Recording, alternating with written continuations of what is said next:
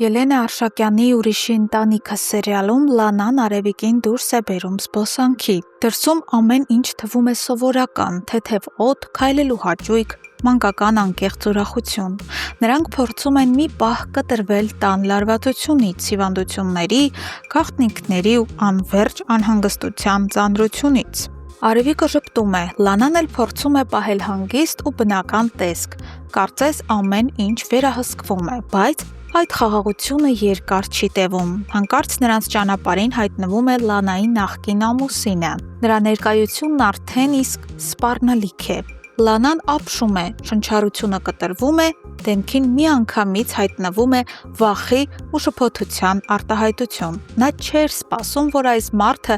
նորից կմտնի իր կյանք, հատկապես հենց այն պահին, երբ իր շուրջը ամեն ինչ առանց այդ էլ փլուզման եզրին է։ Սակայն պարզ է դառնում, որ նախկին ամուսնու վերադարձը պատահական չէ։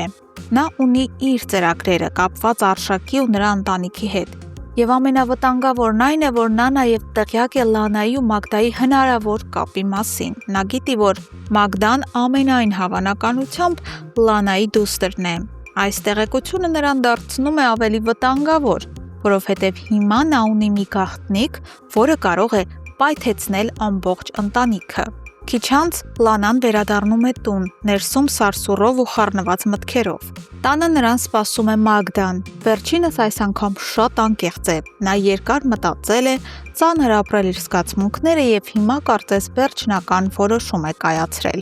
Ասում է, որ իրեն մնացել է միայն մեկ ճանապարհ՝ մոռանալ Նորոյին։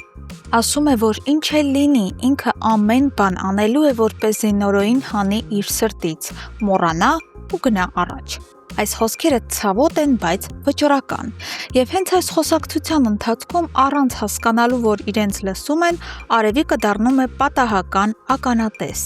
Նա լուր լսում է ու ներսից խառնվում։ Նրա փոքրիկ սիրտը չի ընդունում այդ բաժանումը։ Նա չի ուզում, որ Մագդան ցավի մեջ մնա, չի ուզում, որ Նորոն հեռանա։ Եվ հենց այդ պահին Արևիկը որոշում է, ինքն ամեն ինչ պետք է անի, որպեսզի Մագդան ու Նորոն կրկին միասին լինեն։ Արևիկը միանգամից զանգում է Ալինային ու պատմում իր մտադրության մասին։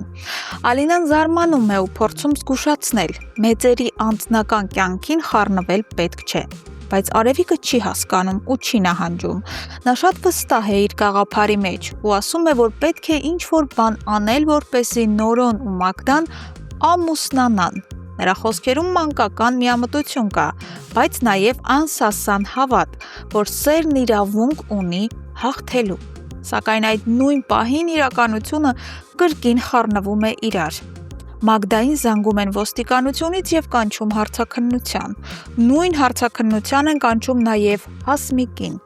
Սա նշանակում է, որ պատմությունը դեռ փակված չէ եւ ոստիկանության համար շատ բաներ դեռ պարզ չեն։ Եվ Նորոն իմանում է, որ Հասմիկը նորից ոստիկանությունում է, նա միանգամից շտապում է այնտեղ։ Նա հասկանում է, որ Հասմիկը կրկին հայտնվել է դժվարության մեջ ու դա կապված է իր հետ։ Նրանք հանդիպում են, Նորոն փորձում է ջերմ վերաբերմունք ցույց տալ Հասմիկին, ասում է, որ իրեն մեղավոր է զգում նրա նկատմամբ, քանի որ իր պատճառով Հասմիկը այս ամբողջ քաշքշուկի մեջ է հայտնվել։